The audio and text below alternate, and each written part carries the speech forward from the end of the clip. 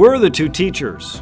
Welcome to the Strangest Things. Timeless talk about today's topics. Andy, one of the strangest things this week, a millennial storm. 50 inches of rain in one storm? Harvey. We'll be talking about this for a long time. And like any natural disaster in any country in the world, government has to respond to that natural disaster. There's certain expectation that the citizens have about what the government's role is going to be in cleaning up after the natural disaster.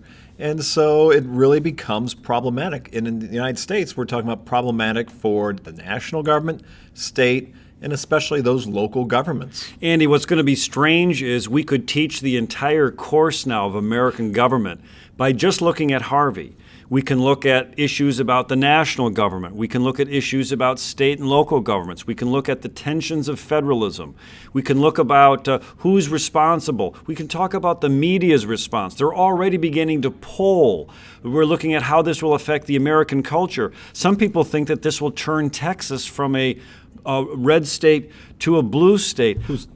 I'm just saying, Harvey is going to change the way we think about government. It's going to change the way we learn about government. Well, if you look back at other natural disasters in American history, you certainly see political consequences. Hurricane Katrina, that happened in 2005, a lot of people say it really became the beginning of the end of Bush's second term, the unraveling of public support for President Bush that really seemed to go in decline for most of the rest of his presidency. Well, Andy, some have called Trump's presidency a disaster. Ironically, it might be a disaster in Texas that could mark his presidency, showing presidential behavior, visiting the flood sites and visiting flood victims, making sure that the federal government responds in a judicious way. Andy, ironically, Harvey might be a godsend to this president. Okay, I'm going to let you keep on talking, Dan, because I don't know what you want me to say with that. I mean, we don't know. This is a huge natural disaster. We know that the federal government and President Trump, like any president, has a role as chief executive to direct all the departments that deal with this, particularly Department of Homeland Security and FEMA, the Federal Emergency Management Agency.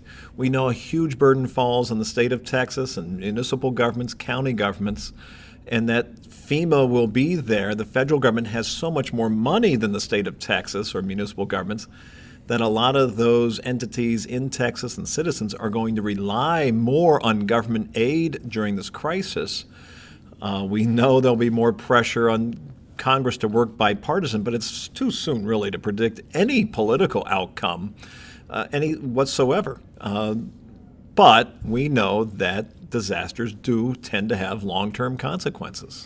Andy, friends don't lie, and I do have a bit of a truthache coming out of Harvey, and that is some people are arguing that due to this crisis, we'll see an unprecedented level of bipartisan political work done, that partisanship in America will be over. Andy, I'm not so sure about that. I don't know about bipartisanship will be over, but we do know that a lot of those Texas Republicans who are very skeptical of the big financial disaster aid package that Congress put together for the Hurricane Superstorm Sandy that hit New Jersey and New York. We know that a lot of those more conservative Republicans for Texas are going to be a lot more in favor of government aid in this case. Well, we've already seen other Republicans sniping at other Republicans, jockeying maybe for future electoral victories. Certainly the Democratic Party, the leadership will be looking at ways to attack Trump in this. Andy, as much as people are talking about how a good crisis brings out the best of America, don't be so sure. I think this crisis may bring out that partisanship that we've seen for a long time. It probably will, particularly when you're talking about spending lots of money and questions about how effective in some cases the federal government can be to spend that money effectively. There's always accusations when you're spending that much money that quickly, accusations of corruption that can later have effects on how people perceive how effective that money is being spent. Yeah.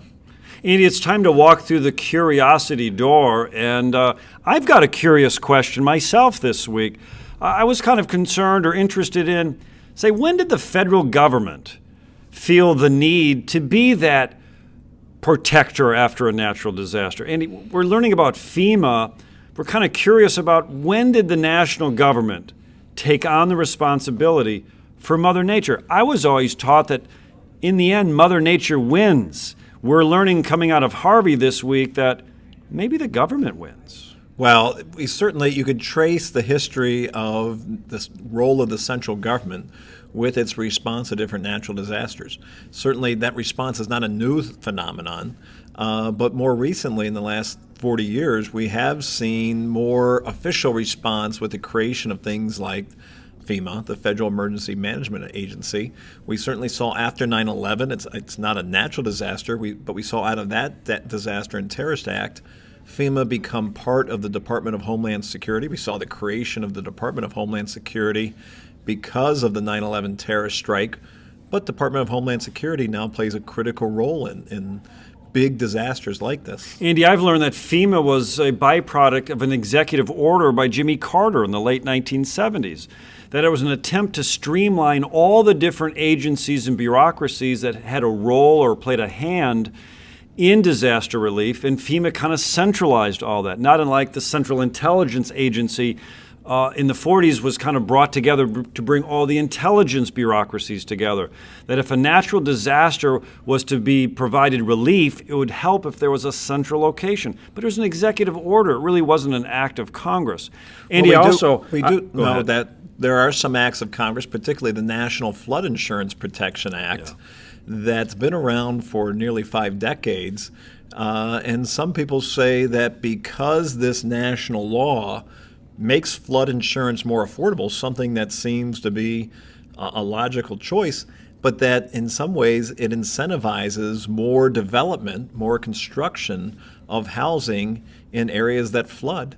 And in some ways, does government choice along the way contribute to bad decision making in terms of building housing that's prone to be flooded and be affected when you have Well, big Andy, floods? there's no shortage of conservatives out there complaining that just another piece of evidence that our central government has gotten so big that it claims that it can get rid of natural disasters like Harvey. Andy, I did a little research on this. And the Congress, as early as 1803, passed legislation to assist a New Hampshire town after a massive fire took place. Andy, the national government, Republican or Democrat, liberal or conservative, the United States government has always been that friend in need. And frankly, I'm kind of glad for that. Well, it's been a friend in need to various degrees, but by no means as big as the central government might get in our lifetime and beyond.